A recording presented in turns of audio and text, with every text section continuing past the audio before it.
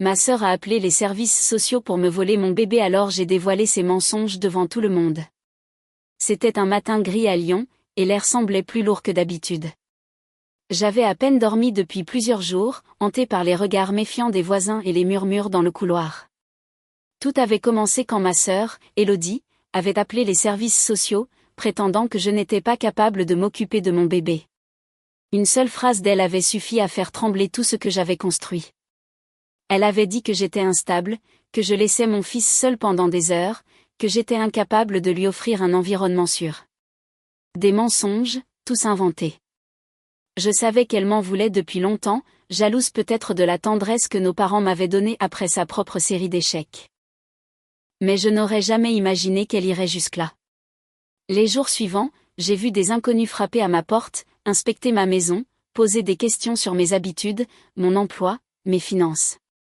J'ai dû sourire alors que je brûlais de colère à l'intérieur. Chaque minute passée à justifier mon rôle de mère me donnait la sensation d'étouffer. Mon bébé, lui, riait, innocent de toute cette tension. J'ai compris alors que je ne pouvais pas laisser la peur me détruire. Si Élodie voulait me faire passer pour une menteuse, je devais lui montrer ce que la vérité valait vraiment. J'ai commencé à rassembler les preuves, des messages, des photos, des témoignages. J'ai trouvé les contradictions dans ses déclarations, les dates qu'elle avait inventées, les histoires qui ne tenaient pas debout.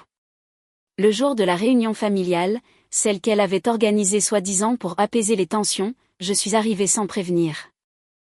Tout le monde était là, nos parents, nos cousins, et même la travailleuse sociale qu'elle avait réussi à manipuler.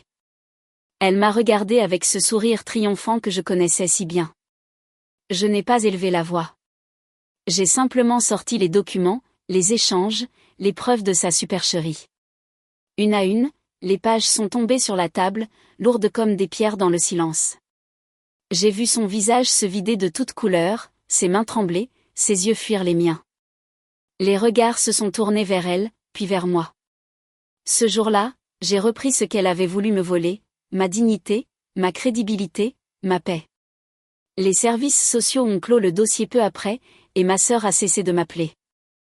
Je ne ressens plus de haine, seulement un étrange mélange de tristesse et de soulagement. Le soir, quand je berce mon fils dans la lumière douce du salon, je repense à tout cela. Le silence de la maison me semble apaisant, presque réparateur. J'ai compris qu'aucun mensonge, même le plus cruel, ne peut survivre face à une vérité patiemment construite.